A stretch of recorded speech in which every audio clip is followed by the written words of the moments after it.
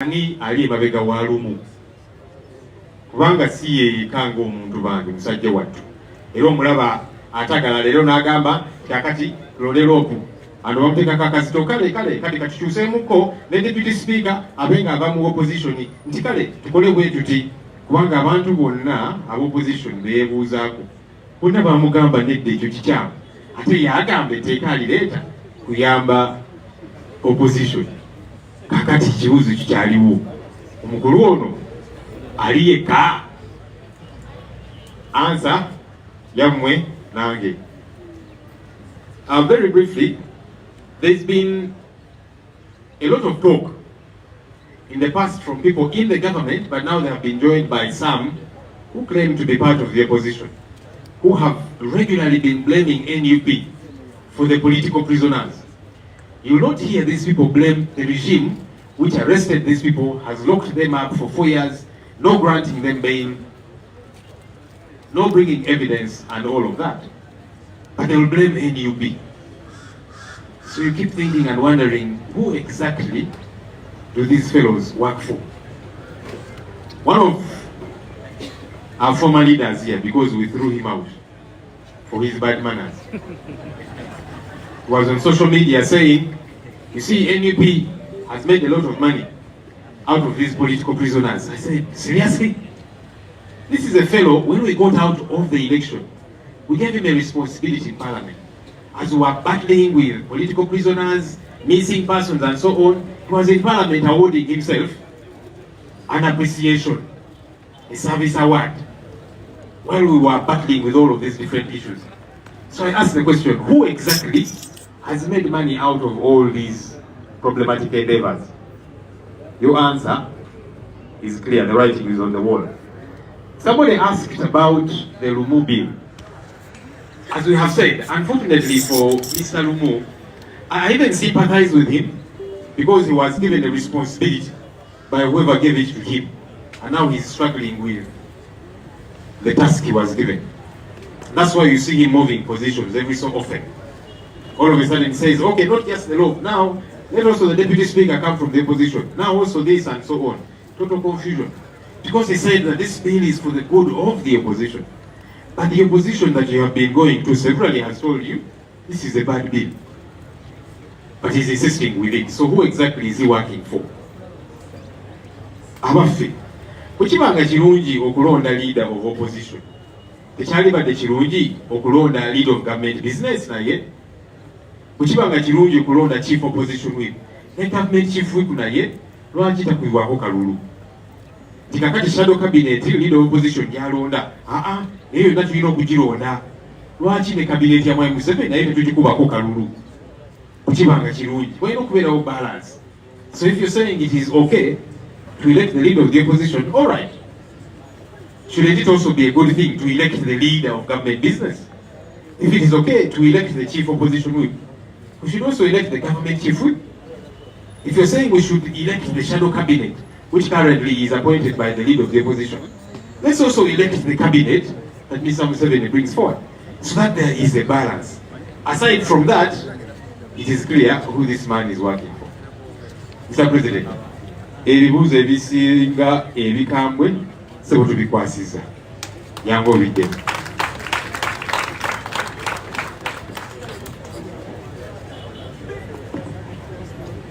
Thank you, Comrade Lop. Secretary General kituufu yawaddemu ennyimbu naye ate Lop wazoba yamense mumensi naye era mwanyuma ennyo baganda bange ndowooza munyirire nga bwe mutyo obusungu bwe buviirayo. I think the questions asked or directed to me are rather diversionary. Naye ate naakola ntya nga mubimbuuzizza. Tweyama okubeera ba servant leaders. Somebody said I negotiated for Nubian and Eddie Mutwe to come out of prison. And also says that I negotiated to get my passport. I don't know when my passport was taken. Has my passport ever been taken away from me? No, nobody has ever taken my passport from me. So who do I negotiate with to give me back my passport?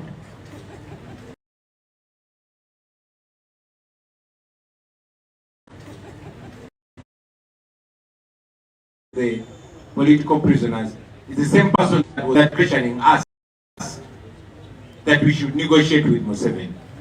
And when we refused, he turned into an enemy. And recently said, Nabagamba, I told you should negotiate with Museveni. So which is which? And if I may ask, what then did I give in exchange for Museveni to free our people? Because the negotiation is give and take. You give me my prisoners and I give you what? They did not throw light on that. Because, I mean, if I negotiated with Museveni, now Achileo was abducted and taken for the same case. Treachery, possession of ammunition and all that nonsense that they put together. Bobi is in prison. Sammy of Mighty Family is in prison. So what did we negotiate for? Don't you see that these are the same? You never see them in Uganda. Abafu. Mumbuza nti waliwo omwami omu eyagamba nti natesaganya ne Museveni oba twatesaganya ne Museveni asobola okutano byandi asobola okuta Edi Mutwe Dan Magic n'abalala ne Bobi Yanga era n'agamba nti era natesa ne Museveni okumpa passport yange nesimanyi passport yange Museveni yali yagitutteko oba polisi yali etutte ku passport yange oba bali bagiwambyeko passport yange nga nyino gisaba baginzirize ekyo sikijjukira maybe yandikinzijukiza naye okubabuuli okubajjukiza nti omuntu y'omu nga bannaffe bakyali mu kkomera nga ffe tubabanja bubanja nga pakatikati bwe tubabanja eyavaayo n'agamba tumuolukusa agenda ateese ne Museveni ne tugaana kuba ffe tetwegayirira ku ddembe lyaffe naddala nga tetulina musango era awo bwabwo butakwatagana naffe naye gye buvuddeko namulabye ng'akutte ekkubo ng'ali mu State House ewa Museveni nga yeetema amaganzi lowooza ng'abalabwa minisita. So ekyo kyongera obbalaga titulina abantu abagamba nti opposition naye nammwe ndowooza mugenze mulaba kuba bw'oba ogamba nti nateesa ne Museveni namuwaaki kubanga mu kuteesaganya twandibadde tuteesaganya nga mugamba mpa abasibe tuwa abasibe waffe neffe tumuweeki bwe tuba twateesa naye natuwa abasibe ffe twamuwaaki kubanga mmwe kennyini abaali balemerako nti twogere naye ne tugaana mwe ne mugenda ne mwogera naye mwe mwanditubuulidde naye era nga bwe ŋŋambye nti singa twateesa ne Museveni okuta abantu baffe kati akirewo ali mukomera bamusiba ensonga ze zimu ez'ekisirusiru bwe yeekera bamukutte n'ebisosonkolo by'amasasi bamukutte n'ebbaagi z'amagye n'ennyota z'amagye n'ebirala. Bobi Yanga ali mukomera muganda waffe Sammy wa Mighty Family artist naye ali mukomera. So gwe twateesaganya naye ebigambo bino byonna kyogeddeko nti tulina bannaffe bangi tukuze tumanyi ba opposition newankubadde babadde batulaga signals ez'enjawulo era oyo kabyogera y'obuzibu bwaffe bwava nti twagala okwogera ne Museveni. In fact mumwetegeeza mu programu yemu yagambye kakati ekiddako okukwata ffe ekiddako okukwata Bobi Wine kubanga bali be basiba bamulumiza nti emisango gye bakkiriza eyabatuma ate Bobi Wine alina okukwatibwa yateesaganya ne Nakyemalira. Well njabajjukiza nti bino byonna byonna byayogereddwa ku radio ki? Ku radio ki? Kale no singa CBS yali esobola nange okumpita kuba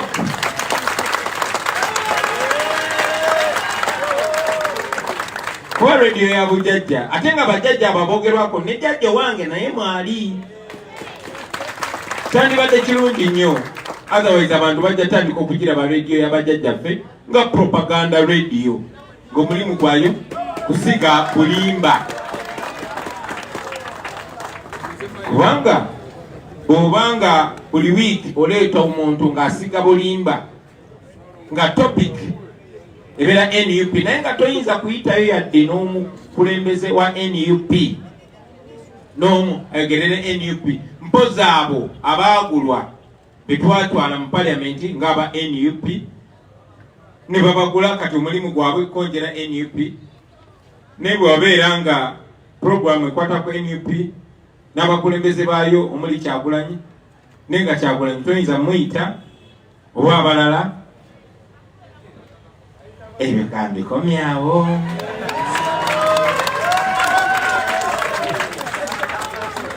Abatubuuza n'ekibuuzo ekirala ekya muganda waffe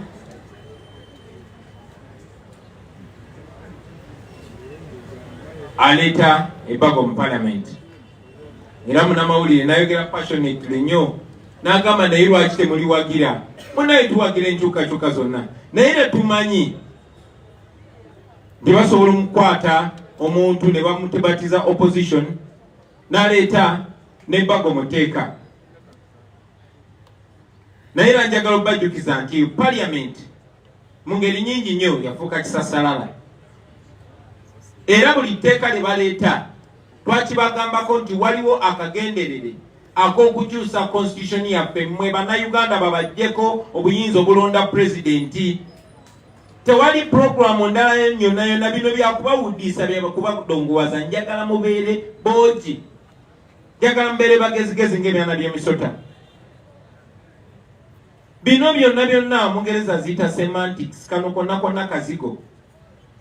Abaffe bw'oba oyagala okutereeza ebyennonda nze ndowooza ekyandisokedde ddala kwe kukyusa engeri electoral commission akakiiko akakola ebyokulonda gye kalondebwa. Ekizibu kye tubadde nakyo ekinene kwe kuba nti Museveni alonda byabakama n'abalala mu kakiiko ak'ebyokulonda n'abagamba mmwe kati mwe bareefu kati nange ndi muzanyi. So etteeka likyuke engeri reefu gyalondebwa akakiiko ak'ebyokulonda bwe kaba tekakyalondebwa Museveni then oyinza okuba n'essuubi tikasobola okuba nga tekalina kyekubira n'ekyo tekirimu tetwandisuubidde kati ebbago liba likoleraani. Abaffe okyogeddeko nti mu bbago eryo mulimu okomyawo term limits oba ekomo ku bisanja. Kambabuuze bwe bakomyawo ekomo ku bisanja kuba ekizibu kya Uganda ffenna tukimanyi ne baganda baffe abo nga munalireeta mwali twakkiriziganya nti ekizibu kya Uganda ye Museveni posinga ebigambo bye byakyuse. Abaffe bwe kibanga ekizibu kya Uganda ye Museveni ekomo ku bisanja lyeritugjako Museveni oba ekomo ku myaka. Kati lwaki tebaleese age limit si term limit? Kuba ne boleeta term limit Museveni ajja kujja agambe oke kale muteekewo term limit kasooke mbakala kateke 5 mbambuzayo 5 emirala. Kuba mu mateeka nga basomesa nti etteeka terikola nga lidda mabega likola ki ligenda mu maaso. So kakati gwe bw'ojja n'ogamba Museveni tugenda muwona tofaayo kandeete term limit kitegeeza yewe ekisanja ekirala kimu yeyongere n'ekirala kimu okuliraani. So njagala okubategeeza nti bajja kuleeta obubadi bungi nnyo obwangu okulaba n'obutali bwangu kulaba. Akangu ennyo okulaba mwakalabye akoono eyaze n'agamba nti n'ekibiina ekirina okubeera nga kyekiralonda leader of opposition baagala bakizeeyo mu Parliament okulonda leader of opposition kibeere nga kuli presided over by Anita Amongo nga Anita Amongo ekalabalaba w'okulonda okwo ng'ojja kuleeta bakagabo bajemerwanga bakena ne bano bonna ne bannaffe bonna nga ne finito mwali babeere nga be balonda leader of opposition. Kitegeeza ki Isente nga bwe zizenga ziyisanganya emikono tikatwagala kuyisawo kino ne babawayo bukadde 10 bukadde 2 kitegeeza nti era Museveni gwe baagala okuwa obuyinza okulonda leader of opposition. So ekyo kyangu okulaba naye kino kiyinza okubabeerera ekizibu okulaba. Naye njagala okubategeeza abaganda bange nti obubadi buno bonna bwe mulabaleeta ekigendererwa kubikkulawo constitution. Ate Museveni mugezi nti ayagala kukozesa mwe aba opposition. Owa opposition yalina okuleeta etteeka lino, yalina okuleeta ebbago lino. Basobola okugamba mwe mwalireeta, si ffe twalireeta. Kwa Museveni bye tumukubisa mu bye tumukubisa n'okuswala mwekuli. Wadde takyalina nsonyi naye buli we tumukubamu ttooki awemuka. So kati ayagala kikuwa bano bannaffe ssente bwe baba balireeta. So ekintu kyonna kyonna ekiriko okuggulawo constitution mbabuulirira wano mu kinootinge nti bino byonna byakuwuddisa ono buzaabuza. Naye ng'olunaleeta ebbago okuggulawo constitution tebagenda okusooka okuleeta bajagamba okay nekino nakyo engeri gye baguddewo constitution nekino nakyo kikole kijje era kyekijja okuyita era kyekigendererwa kubajjako ddembe mwe bannayuganda bannange okwerondera president. Lwaki? Kubanga baganda baffe bonna abo abaali beerimbise muffe balaba chances ziweddeyo, balaba ensi bategedde, balaba tebakyalina kye bakyusa, kati bafuuse ndya byange ngenda. Njagadde nnyo ekyo ekintu kibateekere mu light. Muleme kubuzaabuzibwa kubanga mujja kubuzaabuzibwa ate mutuuke mu biseera eby'omumaaso mutandike okwemeetererwa emmeeme. Mwebale nnyo mwebale eddaako mpuliza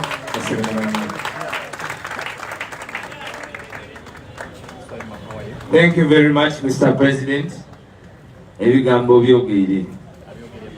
Tayogere ebigambo ya Malaya. Thank you very much. Thank you very much. Before we get the closing remarks from prayer from our Mama Lina Zedriga, there was something from Selector Devi here.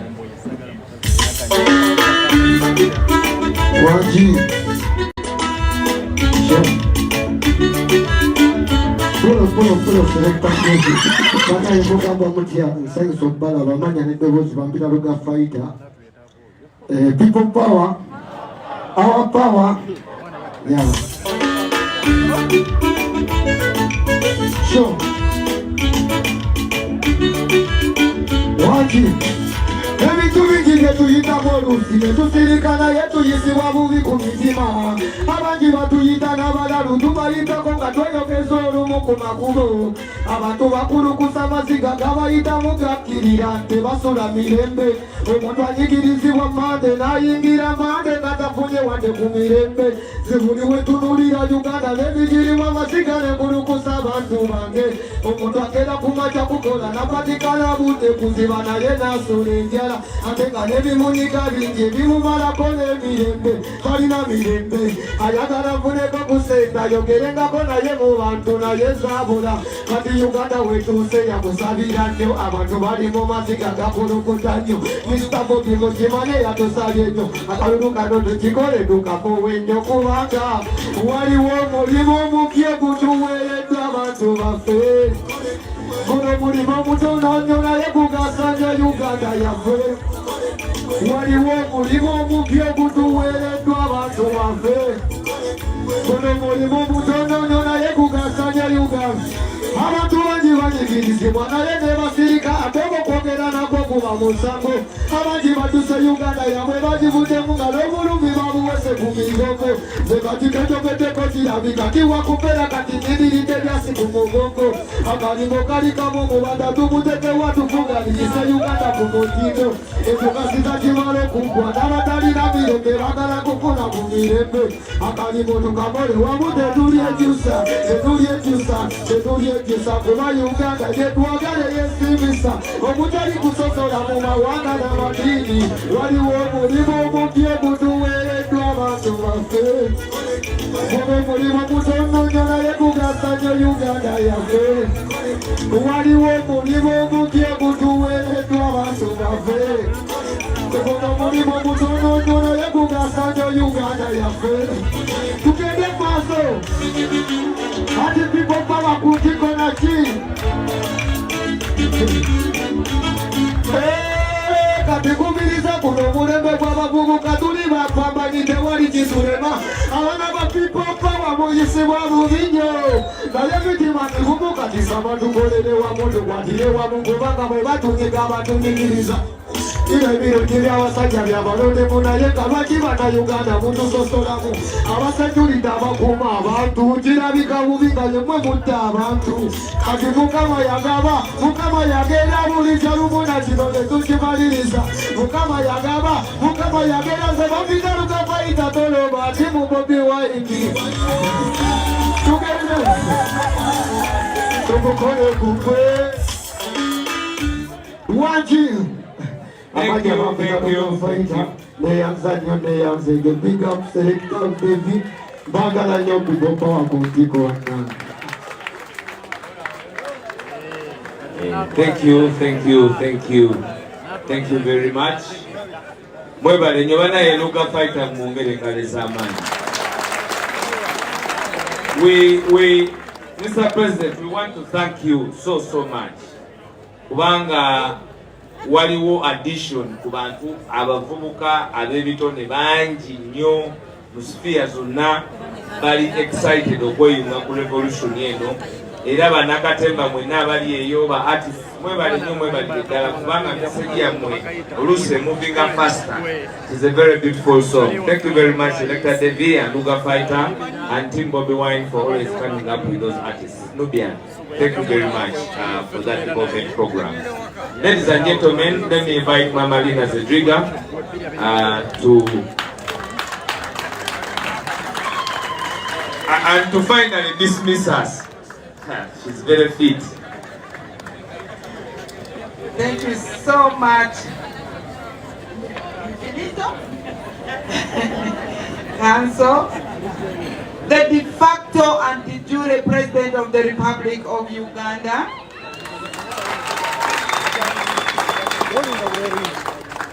the Secretary General, Right Honorable Lewis Rubongoya,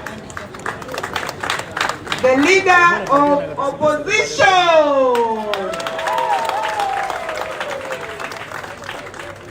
all you members of Parliament here present,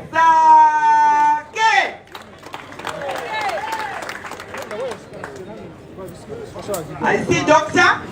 I remember the day we were battling with my son. I totally appreciate you in a special way. And Haji Nubian Lee. Salam alaikum wa alaikum salam wa barakatuh.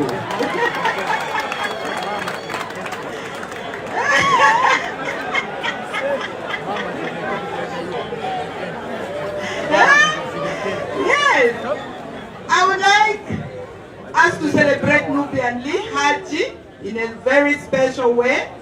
And Haji Mwada Nkunyinji, are you around? You are not around. There are also some special people that I would like us to take note of. There is my daughter from Mukono. Yes. That's a look at a piwa, by the way. Do not look at her color. We blend. I also am humbled in the presence of the founder member of the Uganda Catholic Lawyers Association, and I was the secretary, council.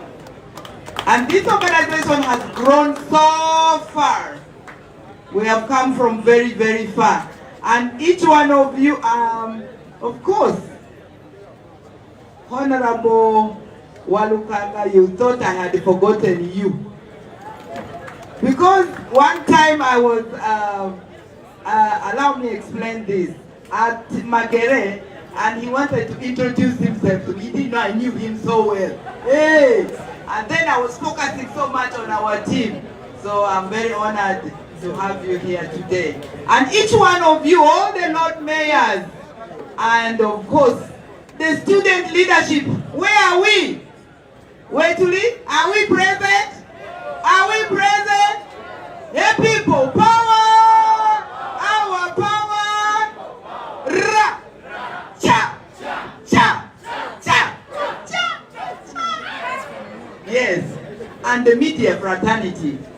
Without you, of course, we would not have been here speaking all the Luganda and English. I just want to close the prayers with a quote from Saint Padre Pio. Saint Padre Pio says, I want to cry for those in prison and those in exile. I want to pray for our community. I want to work. Njagala okukola. Tulina okukola. Ensi yaffe tulina okukola. Naye we have to demystify fear. One thing I leave with you. His Excellency is always telling us, please be the Bobi wine. We are letting him down. We are letting ourselves down. Northern Uganda, we are coming. Karamoja, we are coming. We will come our country and reclaim our stolen victory, Your Excellency. Yes, that is a commitment we are keeping, and we will deliver. We are going to humble ourselves. I see there's a bishop. I would really have loved if you prayed in the closing prayer to give us the blessing, because as a practicing Catholic, when the bishop is around, I really do not have to pray. So I would like you to take this opportunity and grant us not only pray, but give us the blessing. Very, very briefly, as we go back to pray, and in a special way, for the degenerated, continued lies around our party, around our president, around our team, and clean our hearts and our minds, never even to repost those lies. Why are you propagating lies? Okolerani. Thank you very much. Kakimire.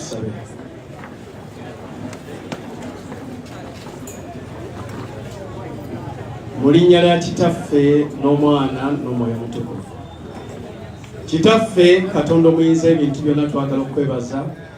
Tukwebazizza olw'ebigambo ebyogeddwa wano olunaku lwaleero byonna. Mukama Katonda omuyinza ebintu byonna, eggwanga lino erya Uganda ggwanga lyo. Gwe Katonda eyalituwa era n'otuteeka mu ggwanga lino. Naye Mukama Katonda ayinza byonna, laba abantu obakaaba, babonaabona, abalala bali mu makomera nga tebalina musango. Kitaffe tusaba mu linnya lya Mukama waffe Yesu, golokoka otuyambe nga bwe wayamba abaana ba Isirayiri bwe baakuyita Mukama n'obawulira. Naffe Mukama tubonyaabonye emyaka 40. Abaana ba Isirayiri baamala mu ddungu emyaka 4, naye bwe gyamala baavaamu. Taata tulangirira mu linnya lya Yesu titugenda kuva mu ddungu lye tulimu, tugenda kuva mu kubonaabona kwe tulimu. Tusabira bannaffe abali mu makomera, Mukama Katonda ayinza byonna bateebwe tufune ku mirembe.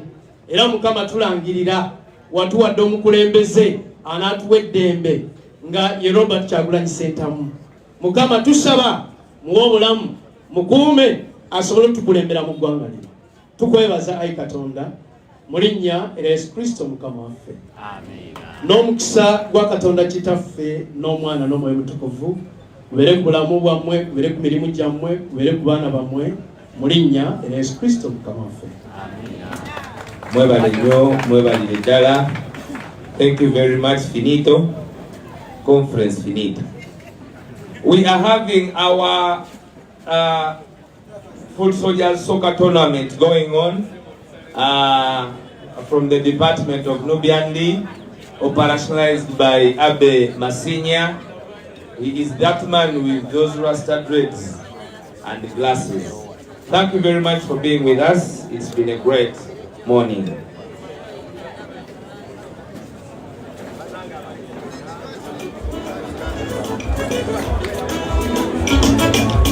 Thank you.